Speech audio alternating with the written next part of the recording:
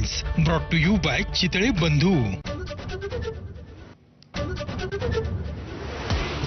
बहुप्रतीक्षित मालेगाव स्फोट प्रकरणाचा आज निकाल. साध्वी प्रज्ञा सिंग ठाकूर यांच्यासह 7 जणांना मृत्यूदंडाच्या शिक्षेची एनआयएची मागणी. आरोपी न्यायालयामध्ये दाखल व्हायला सुरुवात.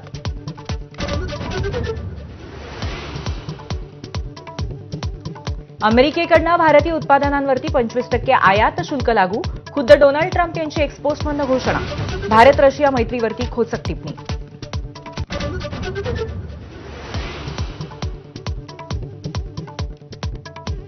अमेरिकेच्या टॅरिफवरती भारताचं उत्तर. शेतकरी आणि एमएसएमईचं नुकसान टाळण्यासाठी सर्व आवश्यक पावलं उचलणार. पंतप्रधान मोदी मंत्र्यांशी चर्चा करणार. दुपारी संसद भवनामध्ये विशेष बैठक.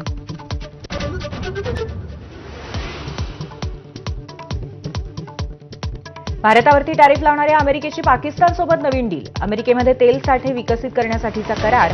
राष्ट्राध्यक्ष ट्रम्प यांची सोशल मीडियाद्वारे माहिती. संसदेचं अधिवेशन सुरू असताना उपमुख्यमंत्री एकनाथ शिंदेंची दिल्लीवारी.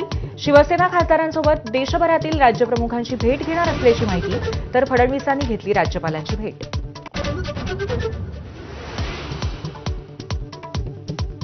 खासगी वैद्यकीय महाविद्यालयांमध्ये ईडब्ल्यूएस आरक्षणावरनं सरकारचा यू टर्न. खासगी मेडिकलमध्ये ईडब्ल्यूएस आरक्षण नाही.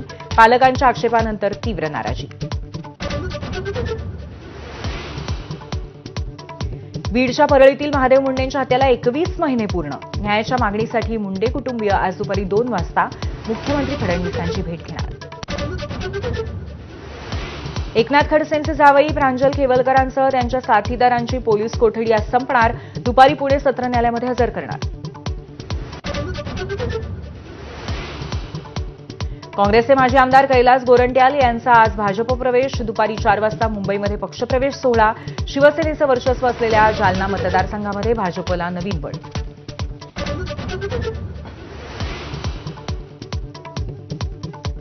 सरकारी जमिनीवरील 2011 पर्यंतची 500 चौरस फुटांवरील अतिक्रमणं नियमित करणार.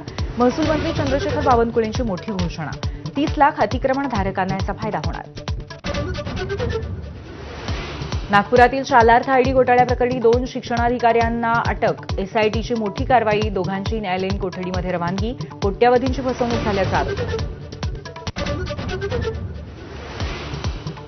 फिडे महिला बुद्धिबळ स्पर्धेची विश्वविजेती दिव्या देशमुखच्या सन्मानार्थ पोस्टाचं विशेष कॅन्सलेशन. जनरल अमिताभ सिंग यांच्या हस्ते कॅन्सलेशनचं प्रकाशन. भारत इंग्लंड यांच्यात आजपासून ओव्हलवरती निर्णायक कसोटी. बेन स्टोक्स दुखापतीमुळे सामन्याला मुकणार आणि जसप्रीत बुमरालाही विश्रांती.